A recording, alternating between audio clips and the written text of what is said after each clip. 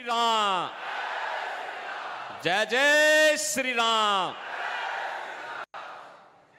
बहनों और भाइयों, मैं आप सब की ओर से, कुशीनगर जनपद वासियों की ओर से और उत्तर प्रदेश की जनता जनार्दन की ओर से अपने राष्ट्रीय अध्यक्ष आदरणीय श्री जगत प्रकाश नड्डा जी का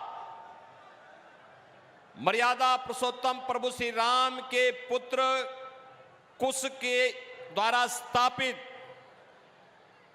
इस कुशीनगर में और भगवान गौतम बुद्ध की महापरिनिर्वाण स्थली के इस पावन धरा में हृदय से स्वागत करता हूं, अभिनंदन करता हूं। बहनों और भाइयों, भारतीय जनता पार्टी आज दुनिया का सबसे बड़ा राजनीतिक दल है, सबसे बड़ा राजनीतिक दल है। भारत दुनिया का सबसे बड़ा लोकतंत्र तो है ही, लेकिन भारत की आबादी से बड़ी आबादी का देश भी दुनिया में है। लेकिन राजनीतिक दलों की जब बात आती है तो पूरी दुनिया के अंदर बहुदलीय प्रथा होने के बावजूद भी भारत का भारतीय जनता पार्टी दुनिया के सबसे बड़े राजनीतिक दल के रूप में है। प्रधानमंत्री मोदी जी के मार्गदर्शन में, जिन्होंने भारतीय जनता पार्टी को दुनिया के सबसे बड़े राजनीतिक दल के रूप में स्थापित करने के लिए अहर्निश प्रयास किया, कड़ी मेहनत की, न दिन देखा, न रात देखा, न सर्दी देखी, न गर्मी देखी, न सामान्य दिन देखे और न सदी की सबसे बड़ी महामारी कोरोना ही देखी। ऐसे लगातार संगठन और विचारधारा के लिए समर्पित आदरणीय राष्ट्रीय अध्यक्ष जी का मैं कुशीनगर की इस पावन धरा पर आप सबकी ओर से, कुशीनगर वासियों की ओर से, प्रदेशवासियों की ओर से हृदय से स्वागत करता हूं, अभिनंदन करता हूं। बहनों और भाइयों, भारतीय जनता पार्टी के लिए देश पहले है, नेशन फर्स्ट। और अगर इसका उदाहरण देखना है, ये कांग्रेस समाजवादी पार्टी के लोग कोरोना कालखंड में गायब थे, इनका कहीं पता नहीं था। ये दोनों लड़कों की जोड़ी भी पिकनिक मनाने के लिए एक इंग्लैंड चला गया था, एक इटली चला गया था। लेकिन मोदी जी के मार्गदर्शन में आदरणीय नड्डा जी हमारे राष्ट्रीय अध्यक्ष थे, आपने तत्काल मुख्यमंत्रियों से भी आग्रह किया और साथ साथ पूरी भाजपा से कहा कि कोरोना इस सदी की सबसे बड़ी महामारी है। इस समय संगठन का काम नहीं बल्कि सेवा ही संगठन है। जनता जनार्दन की जितनी सेवा हो सकती है वह हमें करना है। और बहनों और भाइयों, उसी का परिणाम था कि केवल भारतीय जनता पार्टी का कार्यकर्ता ही नजर आ रहा था। भारतीय जनता पार्टी ही सेवा के इस मिशन के साथ जुड़ी थी, क्योंकि हमें देश को बचाना था, 140 करोड़ जनता को बचाना था। और फिर सेवा का कार्य भी हुआ, फ्री में वैक्सीन भी मिला, फ्री में टेस्ट भी हुआ, फ्री में उपचार भी हुआ। और आज आप देख रहे होंगे, मोदी जी ने उसी समय शुरू किया था, 80 करोड़ लोग फ्री में राशन की सुविधा का लाभ प्राप्त कर रहे हैं पूरे देश के अंदर। यही राशन सपा और बसपा के समय में राशन माफिया खा जाते थे, सरकार के दलाल खा जाते थे, गरीब टुकटुकी लगाए देखता रहता था।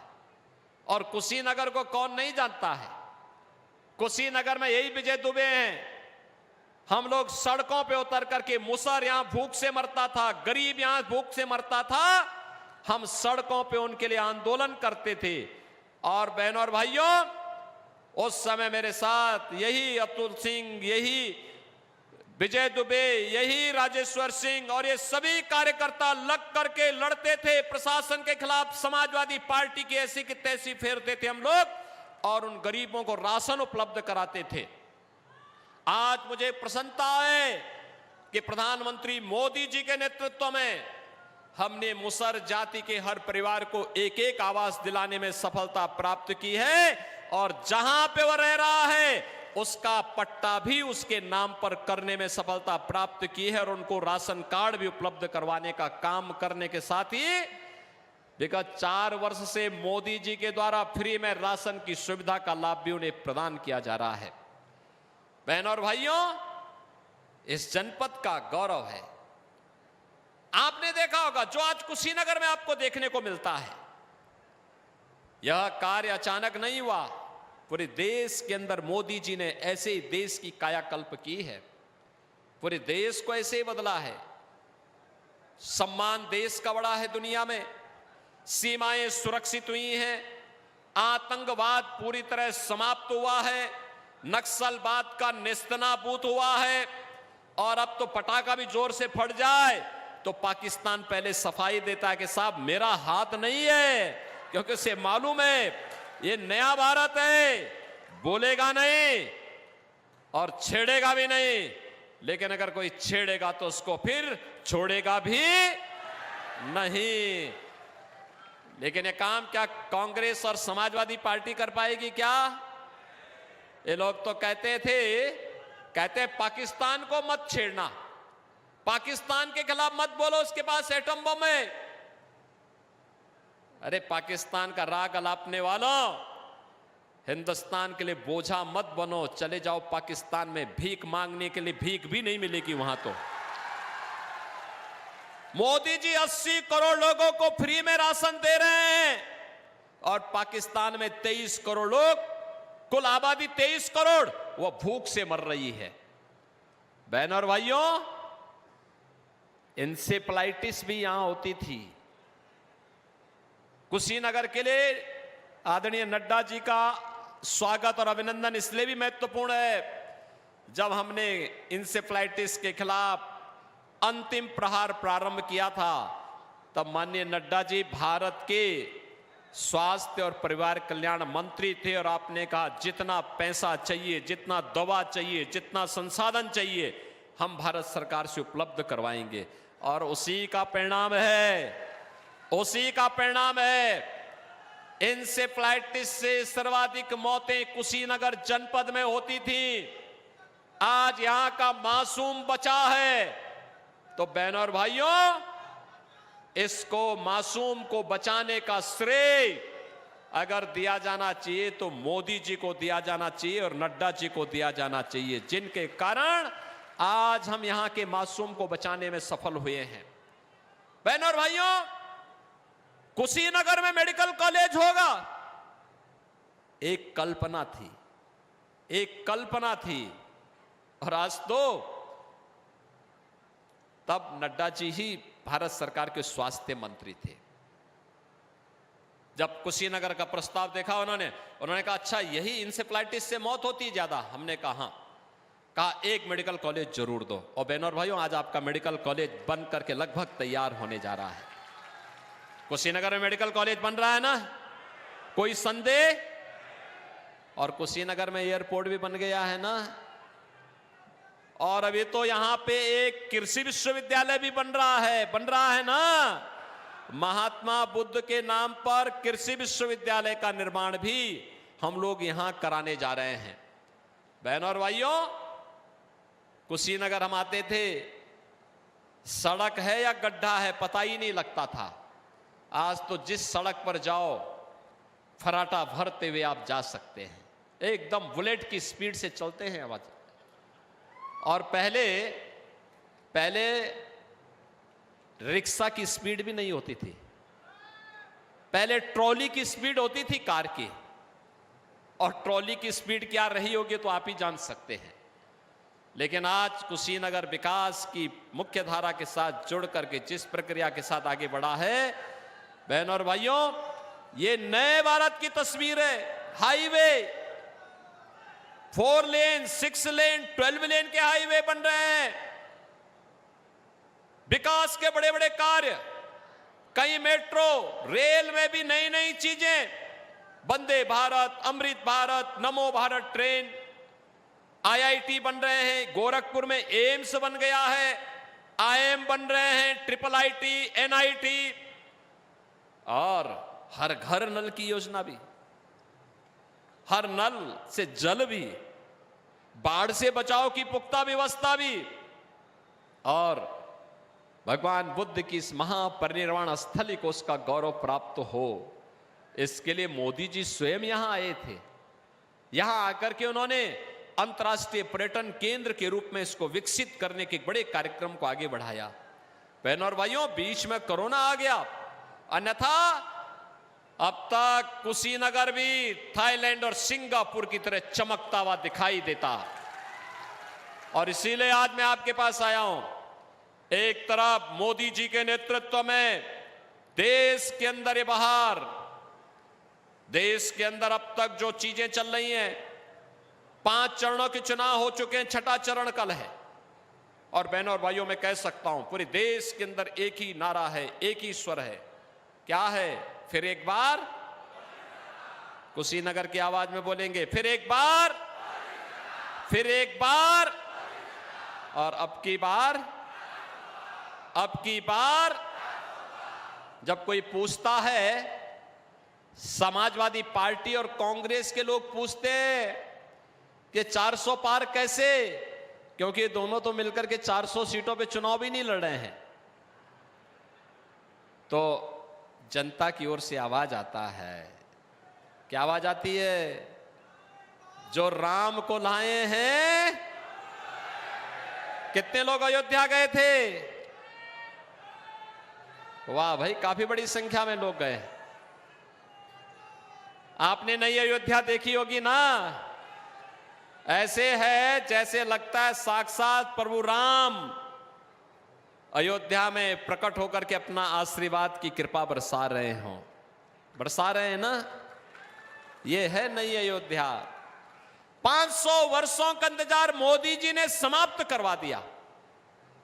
और रामनवमी के दिन भगवान राम का सूर्य तिलक भी होता है। दुनिया अभिभूत थी देख करके। वाह, क्या नेतृत्व है। और ये कांग्रेस और सपा के लोग क्या कहते थे?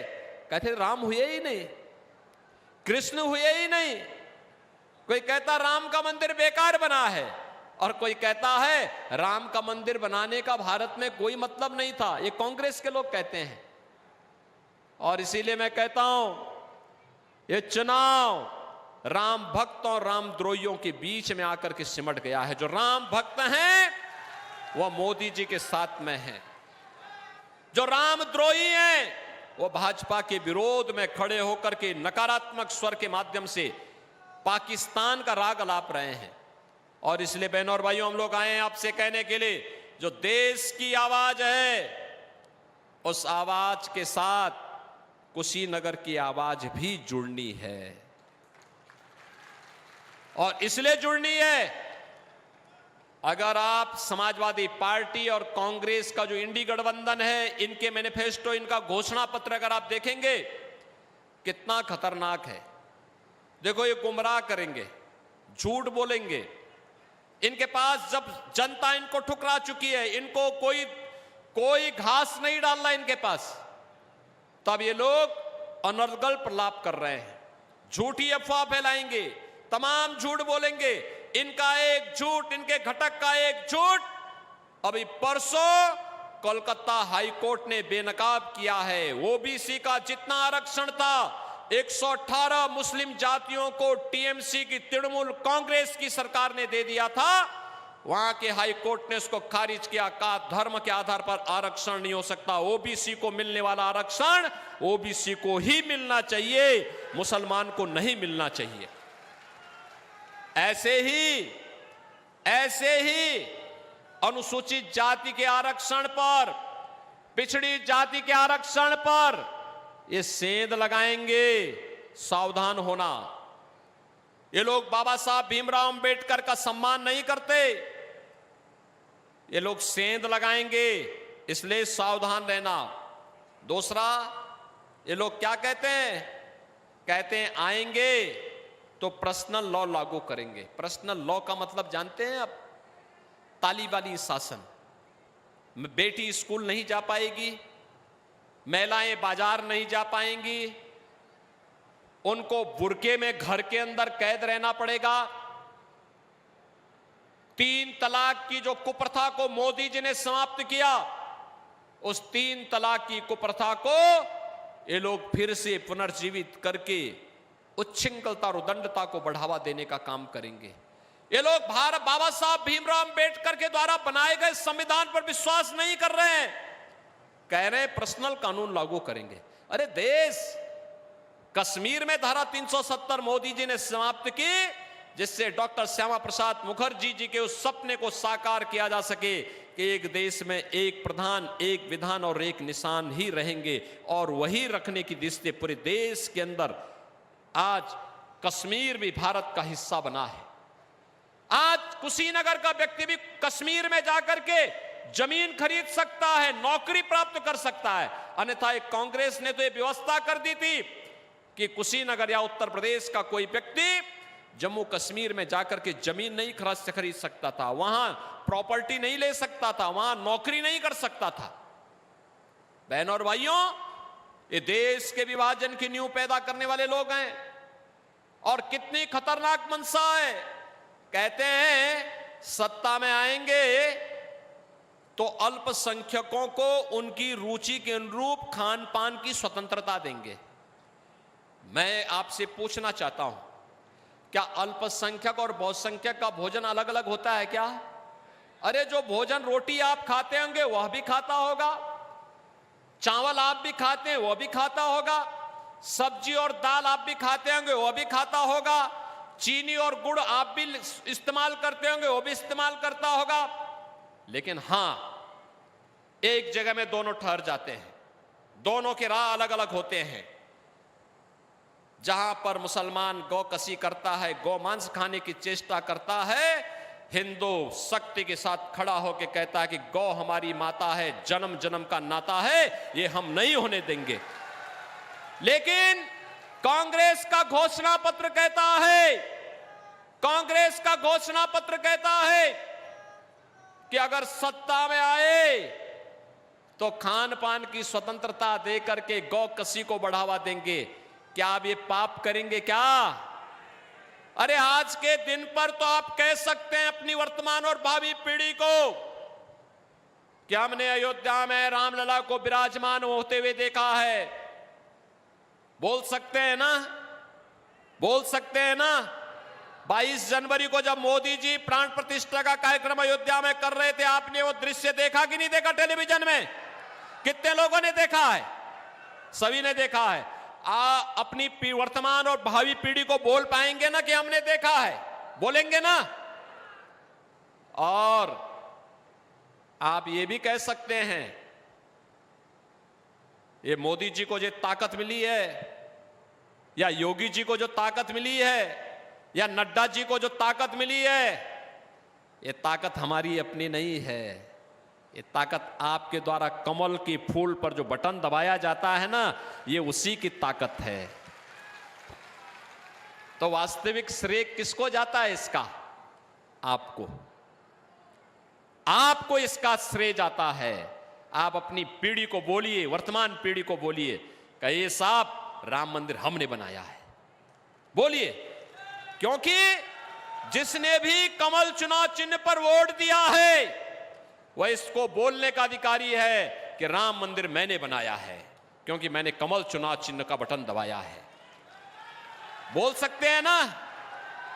तो ये पीढ़ी में भी सम्मान होगा, और लोक तो में तो सम्मान होना ही होना है। परलोक में पूर्वजों के पास जाएंगे तो उनको ही बोलेंगे कि देखिए आपका संकल्प की पूर्ति करके मैं आया हूं। प्रभु का भी कृपा मिलेगी और पूर्वजों का भी आशीर्वाद प्राप्त होगा। होगा कि नहीं होगा? एक यह कार्य, एक तरफ मोदी जी पुण्य दिला रहे हैं और दूसरी तरफ एक कांग्रेस और समाजवादी पार्टी को मिलने वाला वोट गौ कसी के कारण पाप में बदलेगा। क्या ये पाप करेंगे क्या? पाप करेंगे क्या? तो जनता जनार्दन को बताना है, जनता जनार्दन को बताना है कि देखो बीजेपी तो विकास भी करा रही है, सम्मान भी दे रही है, सुरक्षा भी दे रही है, गरीब कल्याण भी कर रही है, प्रभु को भी विराजमान करा रही है, और अयोध्या में रामलला विराजमान भी हो रहे हैं, और बड़े बड़े माफियाओं का राम नाम सत्य है की यात्रा भी निकल रही है ना? आपको अच्छा लगता है कि नहीं लगता है? लगता है ना? और इसीलिए आदरणीय नड्डा जी आपके बीच में यही जानने के लिए आए हैं कि विजय दुबे जी पिछले रिकॉर्ड को तोड़ करके चुनाव जीतेंगे। एक तो आश्वस्त करिए उनको, दोनों हाथ उठा करके, दोनों हाथ उठा करके। दूसरा, इसमें 2 कार्य करने पड़ेंगे आपको। 7 दिन का चुनाव है, 7 दिन के अंदर आप में से जितने लोगों ने हाथ उठाया है 2 संकल्प लेने पड़ेंगे। पहला, प्रतिदिन 5 परिवार में जाकर के हर एक सदस्य से मिल करके हर वयस्क मतदाता को आत्मनिर्भर और विकसित भारत के लिए, मोदी जी को प्रधानमंत्री बनाने के लिए, कमल का बटन दबाने के लिए उसको अनुरोध करना है। करेंगे?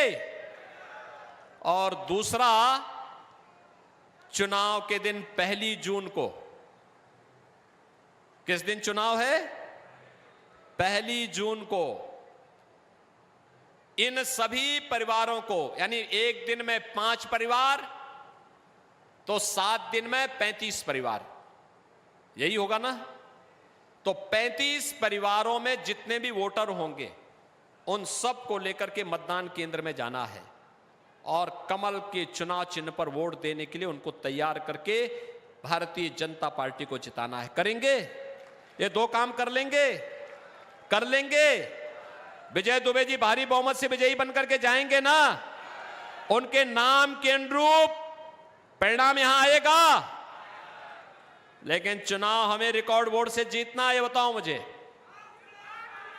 जीतेंगे ना? तो फिर मेरे साथ बोलेंगे भारत माता की, भारत माता की, भारत माता की जय श्री राम, जय श्री राम। तो कुशीनगर से सीएम योगी आदित्यनाथ को आप सुन रहे थे, जहां लगातार अब प्रचार प्रसार जारी है 7वें चरण के लिए। और इसी कड़ी में सीएम योगी आदित्यनाथ ने कई महत्वपूर्ण बातें कही हैं, जहां विपक्ष पर भी वो हमलावर नजर आए हैं। और साथ में देखिए, राष्ट्रीय अध्यक्ष भारतीय जनता पार्टी के भी मौजूद हैं। और इसी के साथ जेपी नड्डा के साथ सीएम योगी आदित्यनाथ कुशीनगर पहुंचे हुए हैं। और अब सुनना होगा कि आखिर राष्ट्रीय अध्यक्ष क्या कुछ कहते हैं। स्वागत है भाई, स्वागत है, स्वागत है भाई, स्वागत है। बोलिए भारत माता की।